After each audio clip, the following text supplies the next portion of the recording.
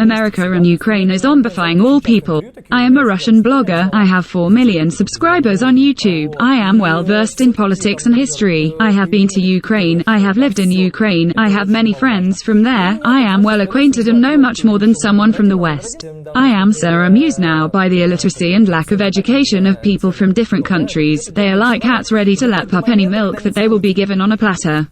They believe that Putin is the most evil person in the whole world. They think that he is bored, so he started a special operation. They do not understand the relationship. They do not understand the concept of cause and effect. They only see the effect. I'll give you an example from life. Imagine that your phone was stolen. Be caught and beat this person for his act, and then the journalists cut out the footage and showed to our internet only a fragment where you beat a person and you began to be hated for it. The same thing happened with Ukraine and Russia.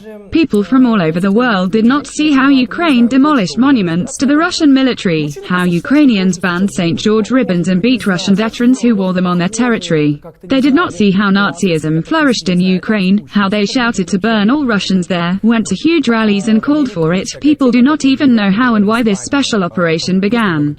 So I'll tell you about it now. Ukraine has been blowing up and shelling the breakaway Ukrainian city of Donetsk for 9 years. Both Ukrainians and Russians live there. Zelensky did not fulfill the Minsk agreements, ignored the head of Donetsk and kept silent about the situation there. For 9 years, hundreds of thousands of people have died there, and everyone was silent. The head of Donetsk turned to Russia for help and asked to join Donetsk to a part of Russia. Putin agreed, and then Russia began to destroy the Nazis who were killing residents of Donbass. Nobody gave a fuck about the Donbass, just like everyone gave a fuck about all the wars that America unleashed. Do you know how many countries America shelled and bombed over the next 20 years? Do you know how many people America has killed? I'll list it to you. 2001 war in Afghanistan, 2003 invasion of Iran, 2008 war in South Ossetia, 2008 invasion of Pakistan, 2011 war in Libya. 2013 to 2017 the war in Syria, 2014 the war in Ukraine, 2015 the missile strike on Yemen, and this is only a small part. Russia doesn't even have water in this small list of the USA.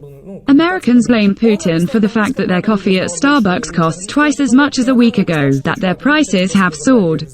They don't think about the fact that their coffee costs twice as much because Biden gives their money to Ukraine to cause a huge conflict and war. They don't think about it.